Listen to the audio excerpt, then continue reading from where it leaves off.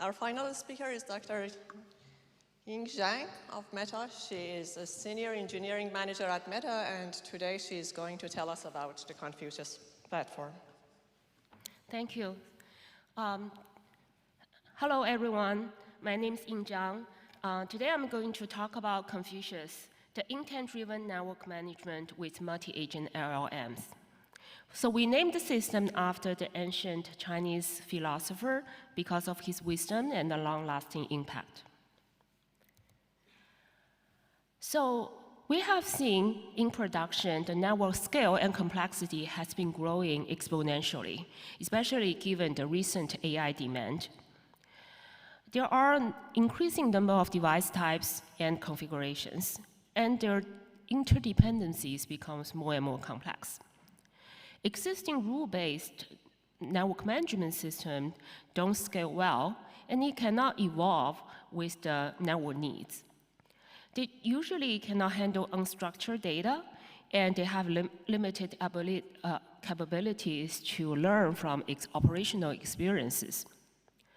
So this calls for more intelligent automation for network management. Ideally, to have a true intent-based and driven network management system, we need systems that can process natural language as input, can handle complex pattern recognitions, and then can learn and improve from operational data. LLM is uniquely positioned to address this challenge. I want to motivate the talk with an example. This is a capacity planning management task. The question to be answered is where to add a new network capacity.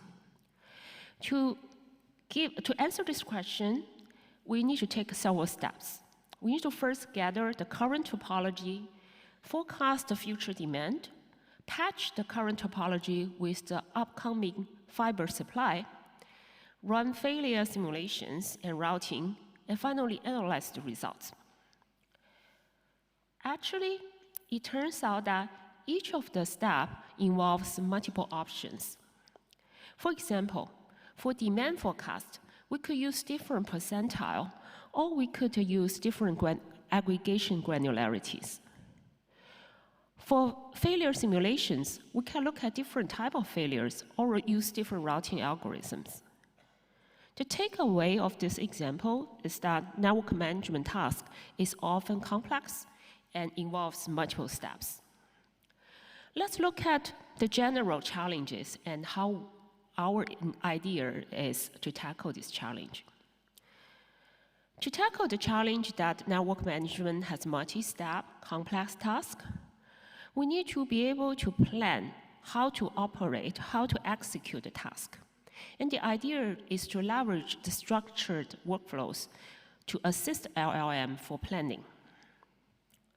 Second, in large enterprise, we have a lot of network management tools that already exist today. So the goal for LLM is not to write yet another management tool, but rather to learn how to use it. And the key to enable that is basically to teach LLM to speak the domain-specific languages that these tools are used to. Network management also has a large search space, for example, troubleshooting. So that means that we need to do a good job on memory management. Our idea is to develop domain-specific RAG. And finally, network operations is often mission-critical. It demands high resilience. So it means the system needs to have built-in validations, and we use human input whenever necessary to guard the correctness. So we designed Confucius framework. At the bottom of it, it is a programming framework. Its goal is to simplify the network application development on top of LLM. And in order to do that, we provide a set of primitives and abstractions. It maintains a chat interface like many LLM apps so that it's simple for people to access. We designed the framework with the following principles. First, we leverage LLM for reasoning, which is what it is good at. Similar to other fields, we rely on existing database tools, network management systems for factual knowledge. Instead of fine-tune the model for one specific application, we chose to rely on the foundation model so that it can be generally applied to a large set of applications. But we need to be careful with a lot of pumping technique to make it work. Finally, we prioritize fast prototyping and then iteratively refine for perfection. So a naive way to implement an agent on LLM is to have a single agent for one particular task. But then quickly we find that it is underperformed when the task becomes larger and it becomes more complex. So our idea is to use a multi-agent architecture. Confucius agent interacts with human on the southbound with the systematic interface. And it leverages the existing workflows, which is in the form of runbooks, structured runbook mobs, to help LLM to plan the task. It then leverages tools to execute. And here we find that 3 DSLs are very critical to enable a large number of network applications. Finally, network management task often carries a large volume of context.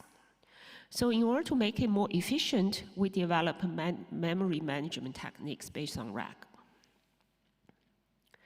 So let's zoom in a little bit to planning. Most enterprise relies on MOP, method of procedure, to document the step-by-step process for any network tasks. So this is documented by natural language, and it's a step-by-step procedure. And because of the ambiguity and the loose documentation, when it comes to large scale, it's often hard to track the execution. So like many other companies, Meta has been developing our workflow system, which is essentially codifying the workflows into building blocks. Building blocks are scripts that are written in different languages or configured. A building block can be reused in many different workflows. So now Confucius basically borrows this idea for task planning. Any task can be decomposed to a DAG of subtasks. Each node in the DAG is a subtask. One output of one node is the input of another node.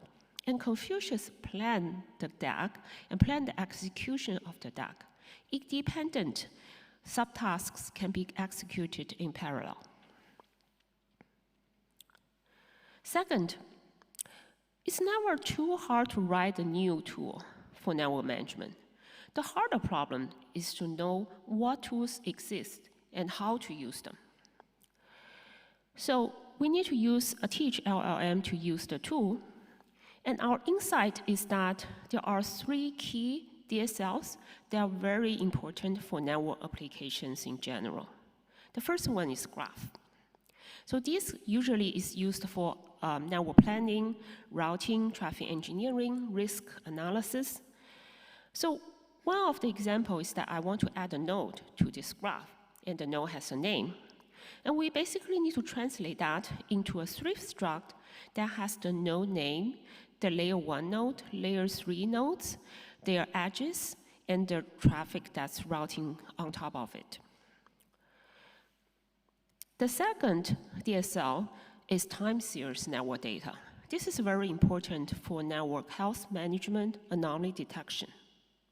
So Meta stores all the time series data in a generic data store called ODS, Operations Data Store. So the task is basically to translate a question like, calculate the average CPU utilization for switch 1 into a JSON query. And at the heart of the query is an entity, which is the object under measurement. And this JSON query also includes the time you want to query and also the transformation you want to apply to the data. The third key DSL is the network data model. And in order to capture the high-level intent, we often translate such high-level intent, for example, create a BGP session with a peer on a particular router. We translate that into relational database objects and define the relation between them. And then this database object will be used to generate low-level vendor-specific configs or network operations. And Confucius basically assisted with such translation with primitives. So we define 3 primitives. Translator is the basic one that translates plain text into structured data. However, we find that natural language often contains ambiguity. So that we need the second primitive, collector, that can help us gather information, including from human, to refine the query. Selector is a special type of collector because oftentimes LLM already has a list of options a priori. So this makes the collection process easier. Because it's a chat-based interface, we also need to maintain the context within the same session. And this is in the form of a list of messages.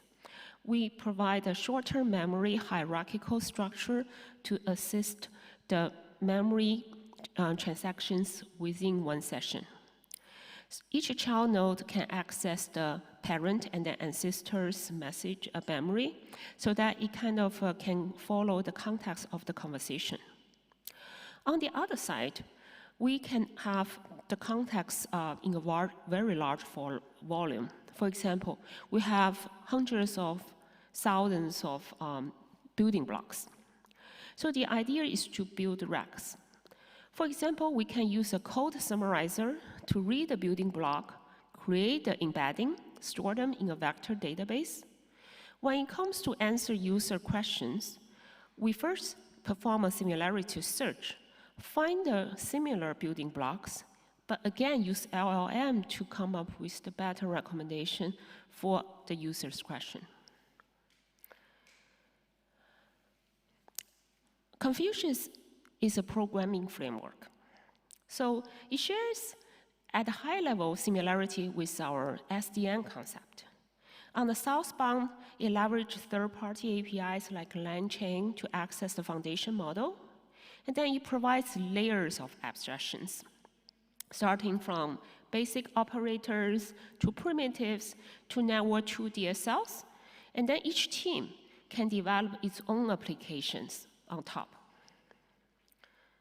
I want to kind of illustrate it with an interesting example. So here, an engineer comes and asks, a particular service, Scribe, is experiencing long latency, and is this a network problem? Confucius kicks in, start with thinking. To solve this question, I need to write a SQL query to see the RTT value between all the DC pairs. In order to do that, I need to invoke a tool called Scuba, which has access to the database, and then fetch the data. Next, let's create a visualization to better understand the RTT pattern between data centers.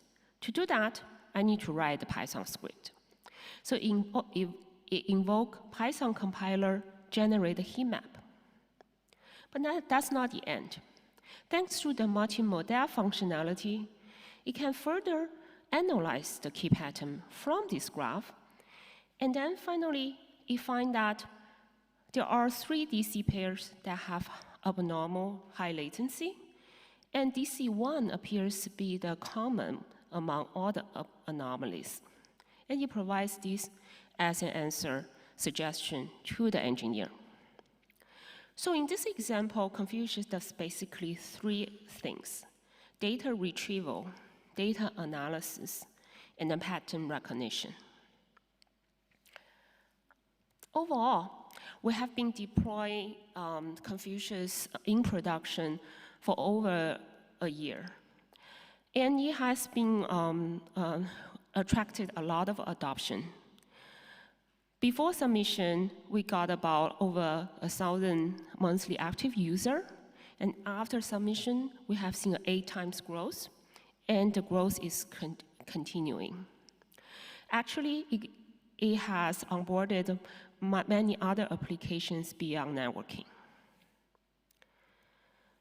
So one of the reasons that drive up the adoption is that in networking domain, we can see that we often leverage existing content to suggest and generate new items with user modification. For example, we have a large number of existing monitoring code, and we want to write a new monitoring code for a new type of vendor device.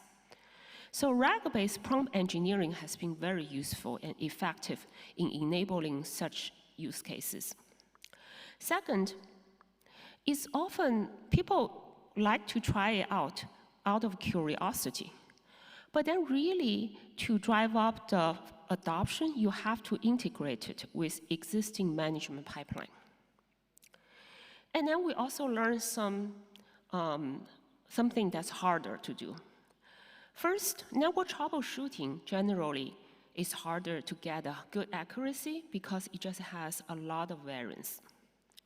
Second, we find it a bit difficult to bring value to domain experts because they already know what tools to use, how to decompose a task, and so on. So this is similar to when we ChatGPT may be useful for a student to write essay, but not so much useful for a professional writer. Lastly, hallucination is very hard to avoid. And when it comes to that, the model tends to start fabricating response. And this contradicting with the fail early and fail deterministically principle that's true for most of the distributed systems. So that concludes my talk. Today, I share our experience of developing and deploying Confucius at Meta. It does show the very promising use cases and future. We hope that our experiences can inspire future research in this area. Thank you, and I'll take questions.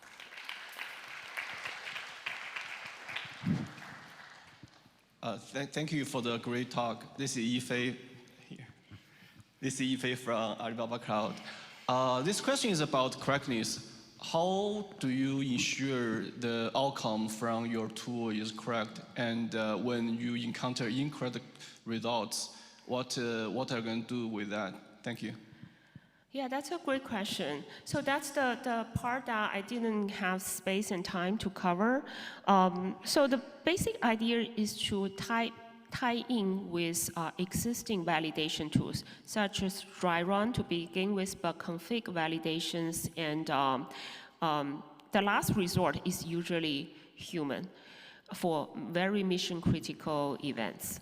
And we often make this, and Confucius made this as built-in, so that the output will first pass into these automated systems for validation.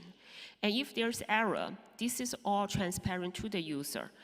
Together with the error, it will be fed back to the model. The model will try it again. The other way we tried is to use multiple models.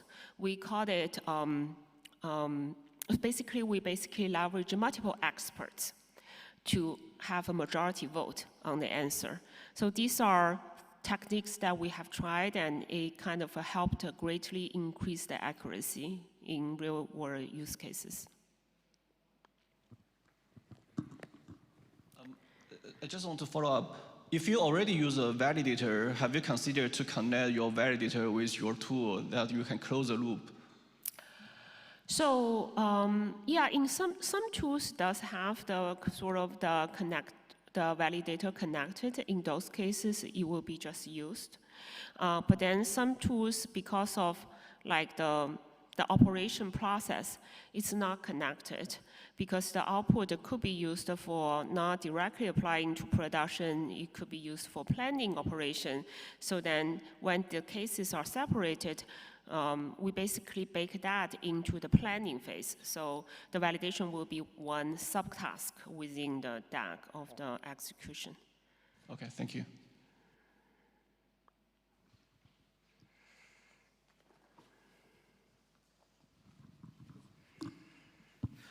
Thank you for your presentation. I have a question. How is the multi-agent collaboration work in your framework? So the multi-agent framework, basically, in our case, we first separated it based on their function.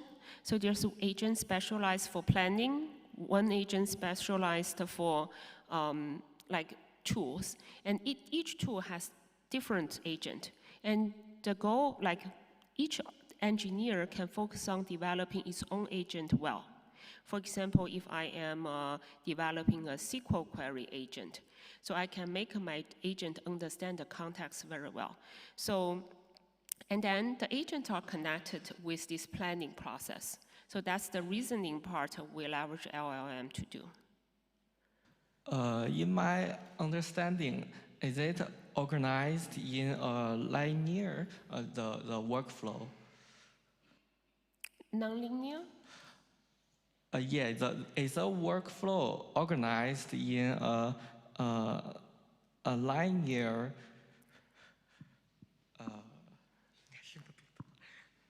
Maybe we can take these questions offline. Yes. Oh, We thank are you. almost out of time, so thank you all for joining us. This concludes this session. Thank you.